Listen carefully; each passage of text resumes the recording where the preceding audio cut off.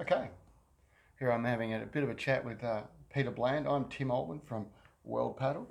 I'm going to do the shameless plug now. Yeah. World Paddle, I look after paddle travel, training and logistics. So we started doing Molokai packages, and Yeah. now we're over here at the WA Race Week doing a package for the WA Race Week, and Pete's part of the World Paddle team. He's also coming to Molokai next year Yeah. as part of the World Paddle team.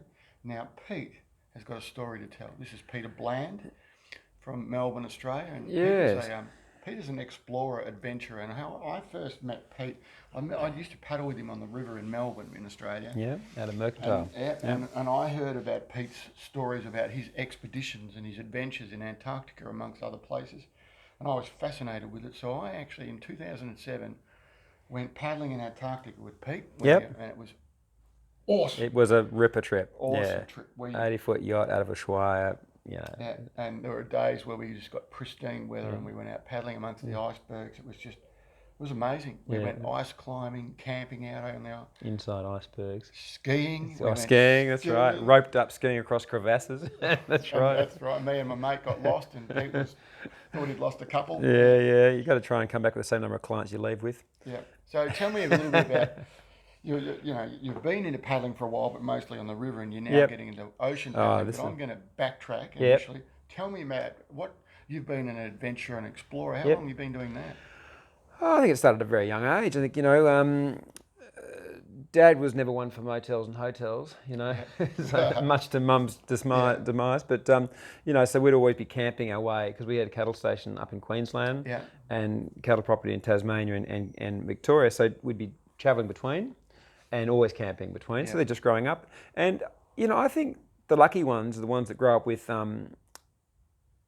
heroes. If you grow up with heroes in your life and you have role models to live into, then that's something for you to aspire towards. And I've had that in my parents. And the storytelling, like we didn't have television until I was about 14. So we had a lot of storytelling in my household, and it was all around the pioneers of Australia, like the Durack family who opened up the Northern Territory, or Sir Sidney Kidman who left home with the cattle king with a stock whip and a grey horse with one eye, and becomes the largest cattle owner Australia's ever known, and people like Edmondson and Mawson and I grew up with these stories of Frank Hurley and so forth, and I wanted to emulate them in what they'd achieved in the Arctic and the Antarctic. That reminds me. Yeah, I remember it when we were away in Antarctica. You kept reciting. Was it the Man from Snowy River? Man from Snowy River. Yeah, I love my poetry. I won't get you to do that today, but there was movement at the station for the word that passed around. famous Australian poem. Yeah. By Banjo Patterson. So. Yeah. Well, that's the Man from Snowy River. Which is a metaphor. The whole thing's a metaphor for Australia, which is a small country, underdog coming up, all that sort of stuff. Yep. Who triumph in the end, Tim. They triumph in the end. That's the main thing. So you mentioned that some of your heroes were Munson and Mawson and Scott, and so you started following in there. Following their footsteps, I went to a school which really encouraged. I went to boarding school and had like a really good outdoor program. So I was really involved in that, and got involved in abseiling and trekking and so forth.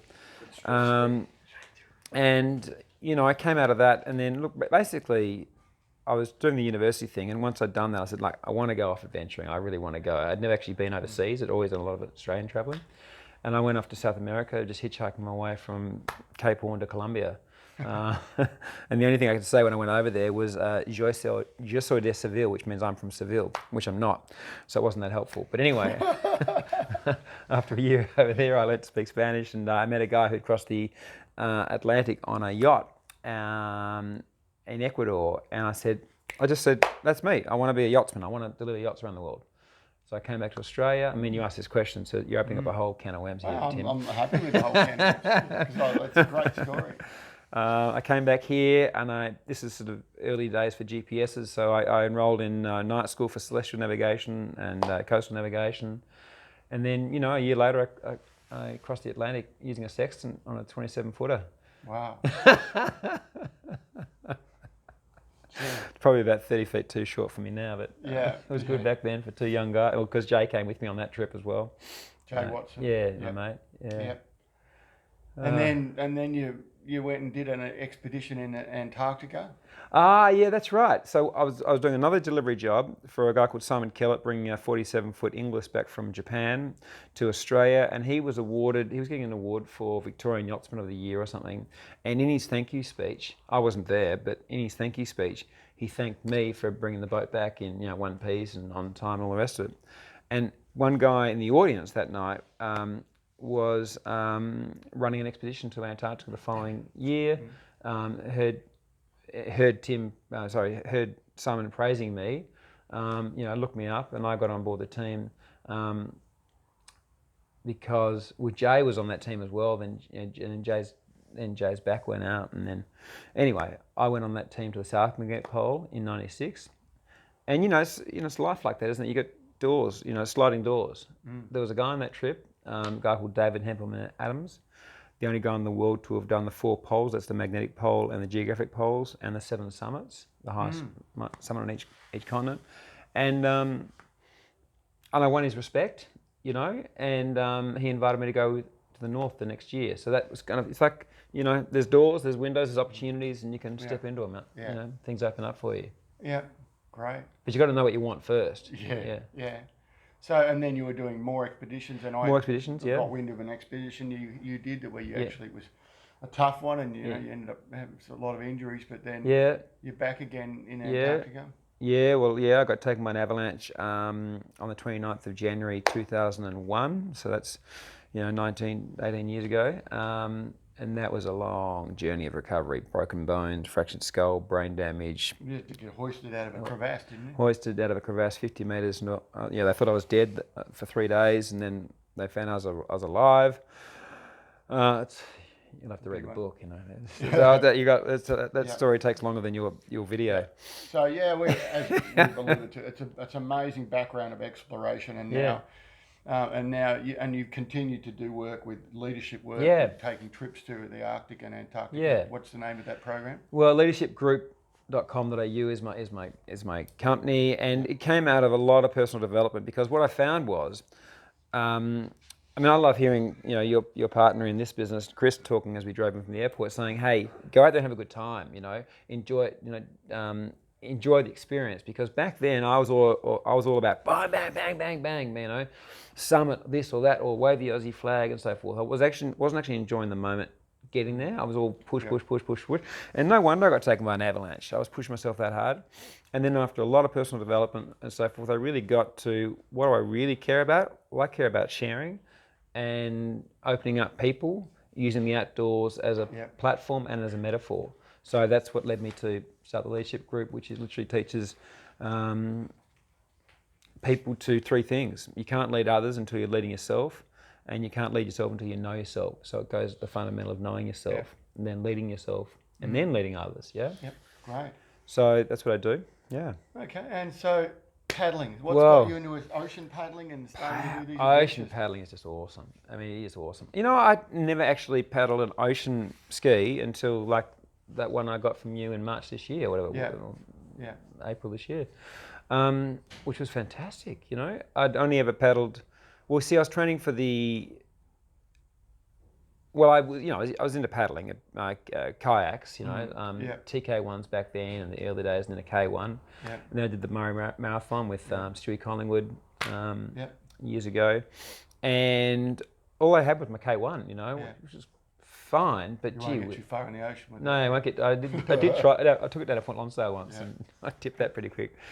Anyway, but then Stewie and Mitch and a few other guys got these ocean going boats, and I thought, what do I need those for, But then I had one go that day with you, and I was like, oh, this is the bomb. And you've got an experience in the ocean, he's just turned up from flying over the country to Perth, and turned up and unpacked, and he's gone straight out for a kite surf straight away this afternoon for a couple See, my eyes are all got that salt in the water. And now we're going for a paddle back. 2 hours on the water, and then how long is this paddle going to be?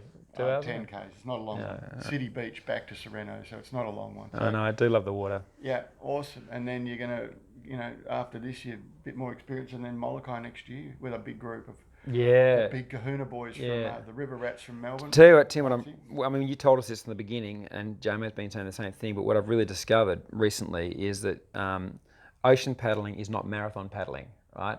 It's not flog. You know, it's like go hard, a couple of strokes, get on the wave, and then enjoy it. Yeah. Which is counterintuitive to how I've been programmed. My whole life has been push.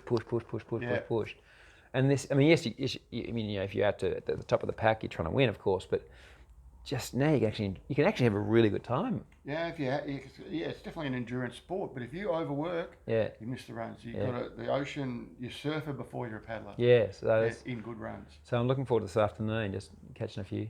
Awesome. Yeah. Awesome. So, any advice you've got for aspiring paddlers or people wanting to, you know? Yeah. Well, my advice to anybody is stop waiting for your destiny to descend upon you from the ceiling. Just choose it. Could be anything. Like choose whatever you're going to be, and be it, because it's not going to descend upon you like a blanket and say, oh, you are going to be this. It's not going to work that way. You create your future. You create your destiny, and all I say to you is just choose it, and then once you've chosen it, be the person that is that. Now, in this case, paddling. If you choose paddling, which is an awesome sport, then be a paddler. You know, commit to. I mean, it wasn't convenient for me when you guys started that training group at 5:30 in the morning. You know, Charlie did out of St. Kev's, but now it's just regular. You know what I mean? Because it's who I am. So advice: get on board with World Paddle. You mentioned that, you know, these guys have organised us being over here, and it's just like been so well organised. Like, you know, I was on the tools working yesterday, just didn't have to think because I knew it was all covered. You know what I mean? Bang, you're here. It's all gears are here. Boom, boom, boom. And I know there's a whole, you know, itinerary mapped out for us. Yep.